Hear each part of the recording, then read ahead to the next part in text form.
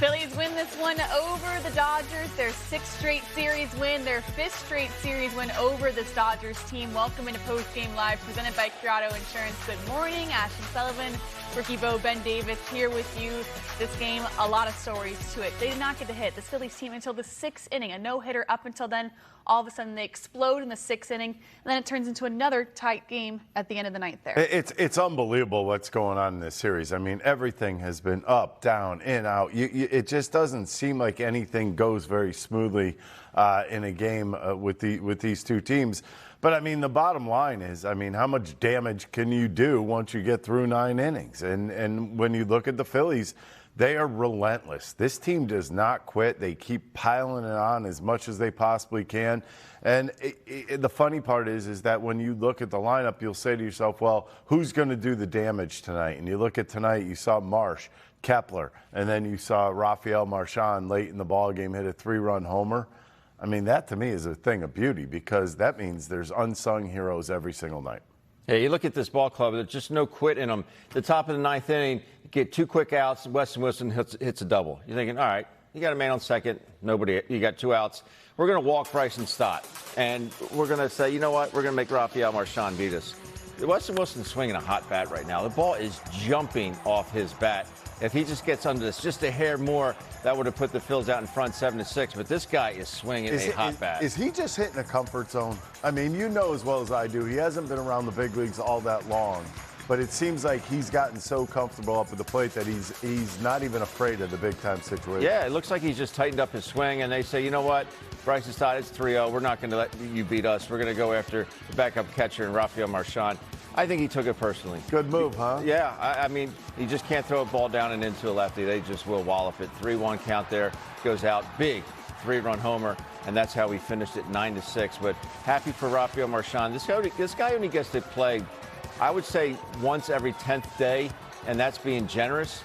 And to be able to come in and do the job that he does defensively, he's phenomenal behind the plate. And then I think anything you do offensively is a bonus. But this guy works his tail off day in and day out, and when opportunity knocks, be home. The old cliche, yes, you can see how excited he is right there. He deserves that, because no one works harder than Rafi, and that was a big win for him and the Phils. Yeah, especially when you look at Rafael Marchand also to get the first hit of the night, setting the tone in the 6th inning. This is a guy, it seems like every opportunity he gets, he makes the most of it, which is a really admirable quality for someone who doesn't play. I mean, to me, there's a couple games that he's, like Ben said, he doesn't play all that much, but when he does, it seems like he kind of puts his stamp on the ball game, whether it just be by getting on base. I mean, he had I remember watching him a couple weeks ago, he had a big walk in a ball game. I mean, sometimes it's just the little things that you need to do. As long as you can handle those pitchers out there, I think that's the main thing, and I think he's done a pretty nice job. And maybe this is one of those things. Okay, you called up Stubbsy, watch me hit the ball out of the yard, and I could do the little things too. And maybe he was just making a little bit of a statement, which he did. But it's funny you brought up that single in the 6th. I think that may have been a lot more important than that home run actually in the 9th inning, because if he doesn't get that single, we might be sitting here talking about no-hitter that was thrown by the Dodgers, and that wouldn't be fun either. No, it would not. It got it going in the 6th inning. Took a while, but the Phillies finally got on the board. Now let's take a look at the big picture here in this postseason picture. As you see here, the Phillies now 6.5 games over the Dodgers to secure that 2nd seed, which would give them the bye. And you heard Ruben allude to it at the end of the game broadcast there, Ben. It is a huge conversation in Philadelphia right now. Do you actually want this to happen? I see both sides of the argument. You know better than anyone. How much does momentum play into this? Momentum is a big factor, obviously, in pretty much everything you do in the game of baseball. But if you get Big Mo on your side, it's going to be huge. But I think they really have their eyes set on the Milwaukee Brewers and overcoming them for the best spot in the National League.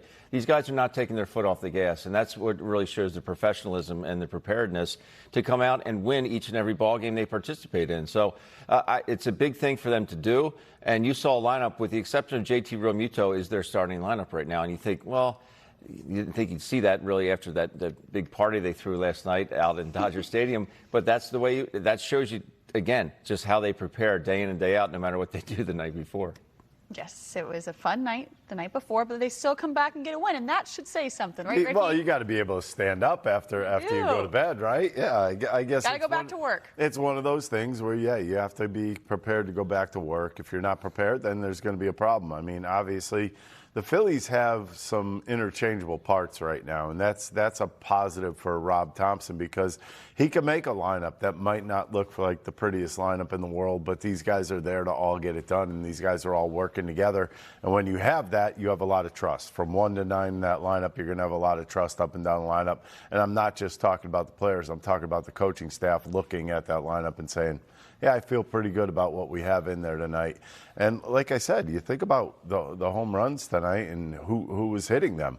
Wasn't exactly Schwarber. It wasn't exactly Harper, was it? It was the middle to the bottom of the lineup that kind of got the job done. Yes, got the job done tonight. A 9-6 win over the Dodgers as we head back out to Los Angeles to hear from Rob Thompson. 3 catchers here, and you said you wanted to pinch it. You would pinch it with JT Moore. What made you want to? JT was ill. Oh, okay. So and Marshawn was having good at-bats. So Marshawn gets that chance, and I mean, what can you say about what he's done? He had good at-bats all night. He's done a great job for us all year. You know, but he plays once every 5th day, once every 6th day, and to be prepared as he is, not only behind the plate but offensively too. And he's got to do double work because of being a switch hitter. He's just done a fabulous job. Really has. So if JT wasn't ill, you probably pinch him. That's fine, yeah. Does that make it even more special, unique, the fact that it's not something you would have done otherwise and it still works out for you? Well, yeah, I mean, you know, it gave Marshawn a chance and he came through. He delivered, so that's great. Good for him. He had a heck of a night. Caught a great game. Had some really good at-bats.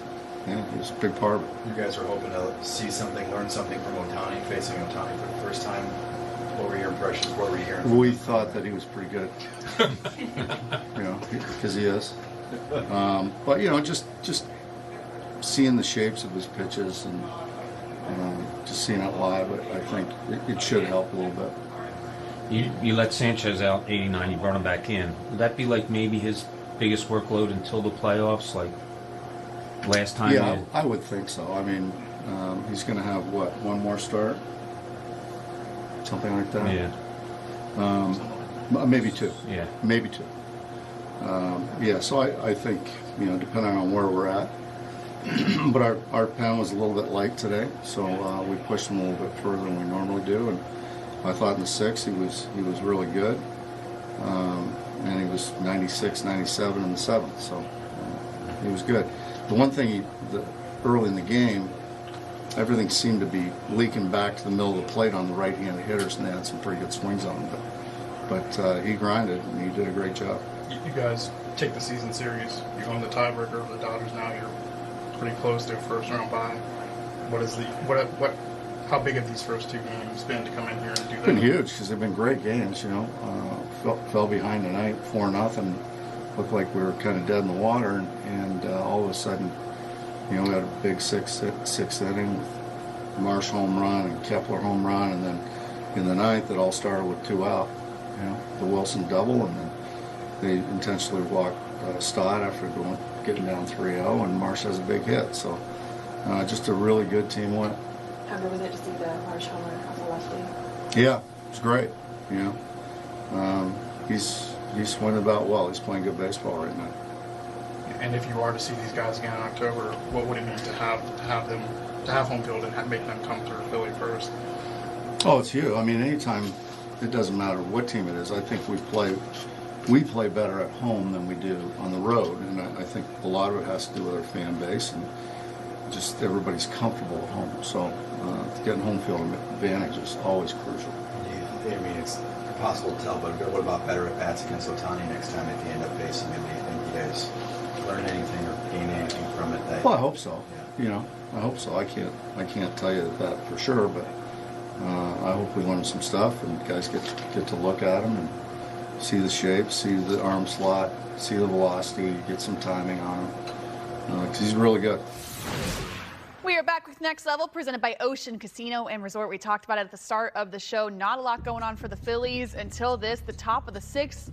It's a no-hitter until this, Ricky. Yeah, no-hitter until Robleski came into the game, because this guy was carrying a big can of gasoline, and there was a flame out there on the mound, because this is what he did. He just lit it up.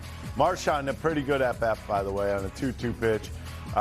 He got himself a four-seam fastball, got himself a hit the other way. And then the kind of floodgates started opening. I mean, Robleski, the one thing I noticed about him is that when he did throw the ball, he was trying to throw the ball to a corner. He was missing so badly that it was easy to kind of just take and let it go for a ball. And then everything else was kind of middle of the plate. I mean, I thought the Phillies worked them well and waited on them well and got pitches to hit. They got pitches to hit, and they didn't try and do too much. I love when the Phillies stay in the middle of the diamond, stay gap to gap. Good things happen, and the approach was there definitely in that sixth inning. From sixth inning on, pretty much it was there. They scored 9 runs in the last 4 innings of the ball game. There's Harper. Look how he stays down and through this pitch. Shoots it right back up the box. That's a great angle. That's a great angle right there. And that plated a couple runs, and Harper was fired up, and he stretches this into a double. The thing I was surprised about, I mean, it is now 4-2. You have runners at second and third, and they leave this guy in. I mean, is Dave Roberts trying? Well, he wasn't. He figured he could get him out because lefty on lefty. But one thing I'm noticing is Rob Thompson's giving these guys, these lefties, an opportunity to get at-bats against lefties, and these guys are making them pay. Kepler with a couple knocks the other day. Marsh here with his big 3-run homer. That put the good guys up. But another one-arm homer out to right field. We saw it with Schwarber last night, and we saw it with Brandon Marsh. Wouldn't you think enough would be enough for Robleski? Because, I mean, he had already faced 3 lefties at that point, and all of them got hits off him. And then this happens later on in the inning. But, I mean, Enrique's got a pretty good arm, though. He does. I mean, he topped out at 102 tonight. That was a 94-mile-an-hour cutter. And Max Kepler just turned on. This dude's got 17 homers, Ricky. Dude. He's got 17 homers and 51 RBIs. That batting average up to 222. You know what the strangest part is? This all turned around kind of when everybody was starting to think that he may get DFA'd. Right. I mean, he was at a low point in the season, maybe a low point of where it could have ended. You know, his career could have been cut off, and all of a sudden Rob Thompson gave him that one extra chance, and it was plenty to get him going, and it ignited a fire under him. Yes, crazy the difference in Max Kepler this season and how different it has been to begin and now to get to near the end of this season. But now let's go to Eye on the Mound, presented by PGW, energy for all of us. We mentioned that no-hitter up until the 6th inning. This is the reason why Shohei Ohtani was excellent in this game, Ricky. I thought he was just sharp. I mean, he had a really good fastball that had a lot of jump. He kept the Phillies off balance. He had good movement. His sweeper was actually really good, and I hate the thing called the sweeper, but it was really good. It had really good movement across the plate. There you see a slider that he was throwing. No, I guess that's a sweeper. But, I mean, this guy's nasty. Nasty curveball. I mean, it's pretty amazing that a guy that could be that good hitting a baseball and playing in the field all of a sudden could be this good on the mound. I mean, we don't get to see him all that much here on the East Coast, but what he threw out there tonight was, I'll just say it was dominant. And ho-hum, he hit his 50th homer of the year as well. Yeah, just for giggles. It's not normal, people. He is that. Mark Gubazall gave him the nickname, the Angels color commentary out there, the unicorn. He is a unicorn. Yeah. There's nobody like him anywhere on the planet, nor will there ever be anyone like him anywhere on the planet. This guy is amazing. And he's hitting .282 with 50 homers, 94 RBIs, and he's got a 3.29 ERA. It's not like he's a really good hitter and like a so-so pitcher. He's a mediocre pitcher. This guy's coming back from Tommy John, and he's starting to accumulate more innings.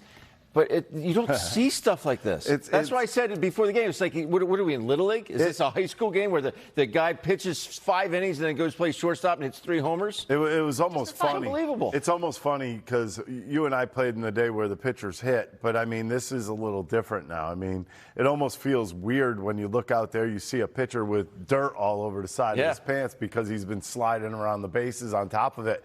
But he's legit. Ben and I both know it's not easy to play at the big league level. One position, let alone doing both. I mean, that's something special, although he's getting paid well for it. As he should. The Phillies win this one 9-6 over the Dodgers.